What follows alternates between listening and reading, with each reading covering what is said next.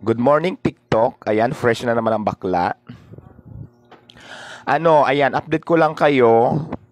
'Di ba kahapon nag-audition? Nag-apply tayo ng call center, hinaytrayo. So yun, nagpunta ako. Excited. Pagdating ko doon, ang daming mga applicant din Basta, ang dami-daming nag-apply kahapon ng call center. So, ang nangyari, number ko na, ako na yung unahan. So, ang kailangan na pala, mayroon at least 6 month experience. Kailangan call center ka na dati doon sa in-applyan ko. Kaya yun, medyo na-decline yung pag-apply natin sa call center. Pero ang kagandahan dito, nakapasok ako sa kabila. Call center pa din. Yun nga lang kasi ang naging trabaho ko ngayon, natanggap ako bilang isang dicer. Alam niyo yung dicer?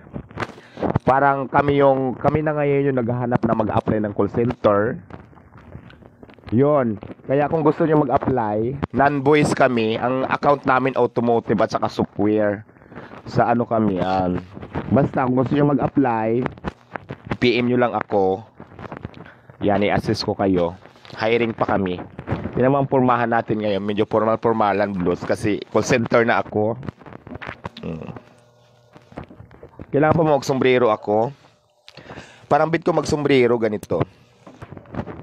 So yun, okay naman yung sahod ko. Gusto ko. Maganda naman. At saka madali lang yung trabaho. Kiring-kiri ko. Bagay ba yung ganyan? Ganyan pormahan.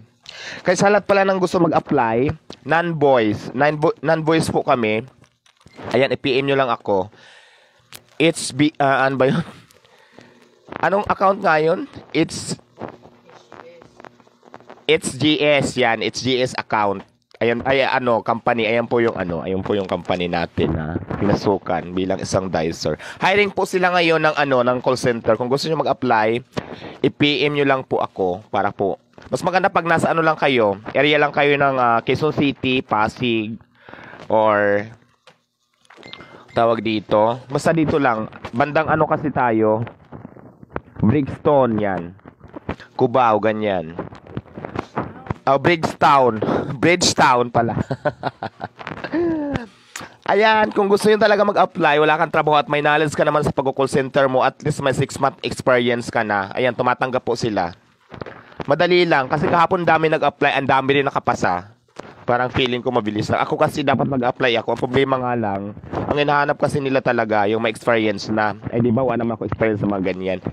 Pero ang kagandahan dito, kasi nakapasok ako, okay naman yung sahod. At saka yung trabaho, nag-enjoy ako at gustong-gusto ko. So yun lang, kasi marami ang gusto magpa-update sa nangyari sa akin kahapon.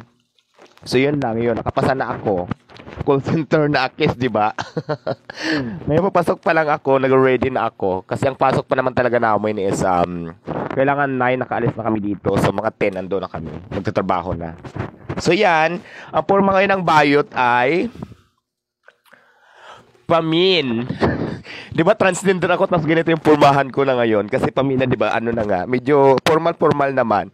Para kahit papaano, yung nag-apply naman sa atin ay talagang mag-apply talaga. So yun lang guys, update ko pa mamaya kasi ngayon kahapon nag-start na ako. So ngayon, second day ko na. So okay naman. Bye-bye!